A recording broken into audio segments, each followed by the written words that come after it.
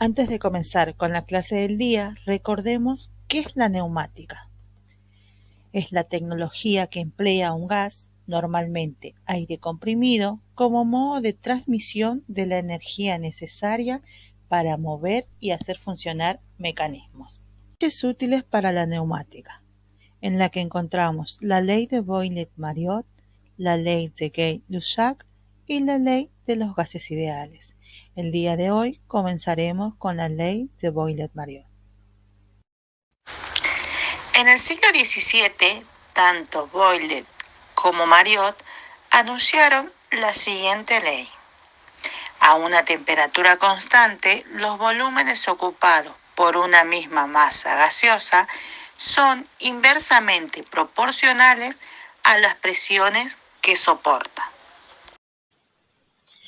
Ahora reforzaremos la teoría de la ley y luego veremos un ejercicio de ejemplo.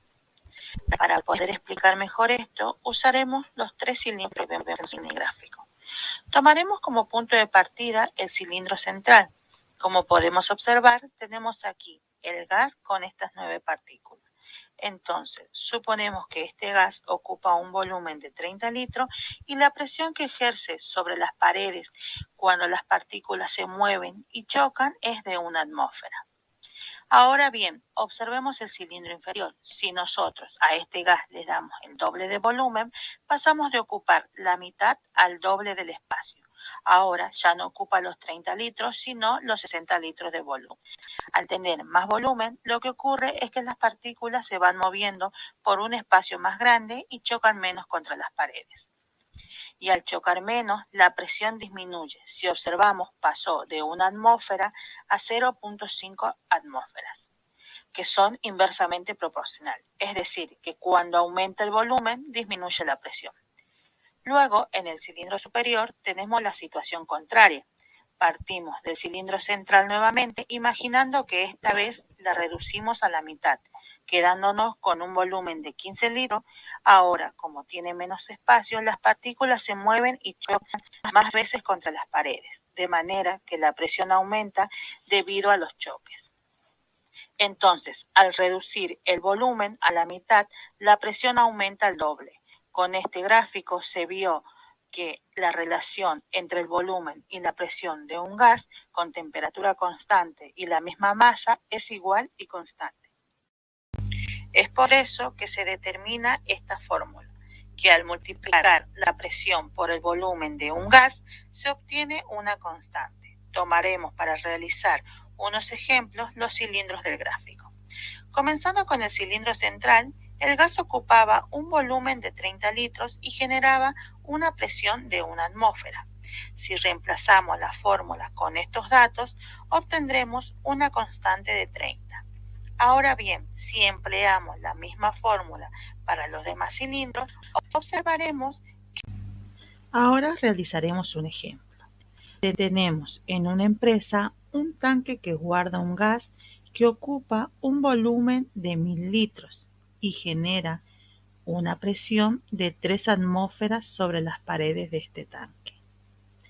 Imaginemos que debemos transportar este gas y lo debemos guardar en un tanque más pequeño de 200 litros, por lo que debemos comprimirlo, siendo la misma cantidad de gas y la temperatura constante. Lo que debemos saber es si el contenedor aguantará la presión. Para calcular la presión, debemos reemplazar la fórmula con los datos obtenidos y despejar el dato que precisamos. En este caso, la presión 2, la cual nos da 15 atmósferas. Recuerden siempre que los gases son elásticos y se pueden comprimir, a diferencia de los líquidos que no. Los gases, cuando están encerrados, tienden a ocupar el mayor espacio posible y ejercen una presión sobre el recipiente que ocupan. Esta ley es fundamental en neumática, ya que nos indica el rendimiento que tendrá una instalación. Bueno, el experimento que yo elegí para la comprobación de esta ley es el de una jeringa, cual emplea una jeringa y un globo. El globo tiene que ser el chiquito, el que se infla con agua. Como yo no lo conseguí, lo que hice fue cortar el globo y hacer un globo pequeño. ¿Ven? Bien. Primero que se va a hacer es sacar esto de la jeringa, introducir el globo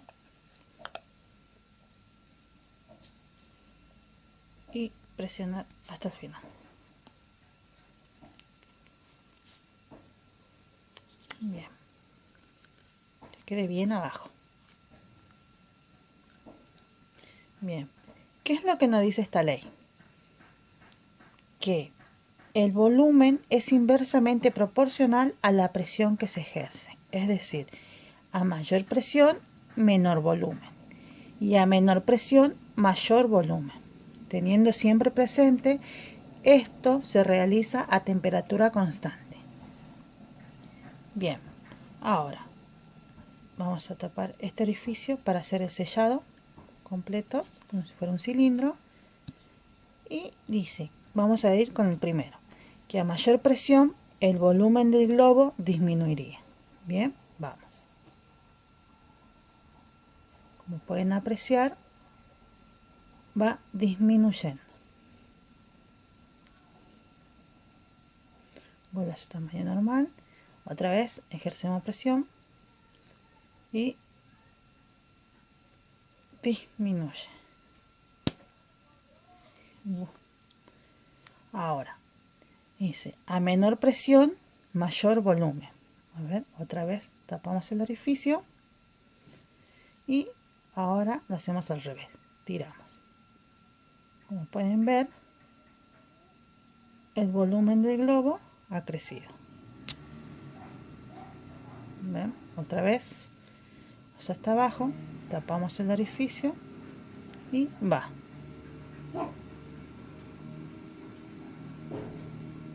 Soltamos y vuelve a su tamaño normal.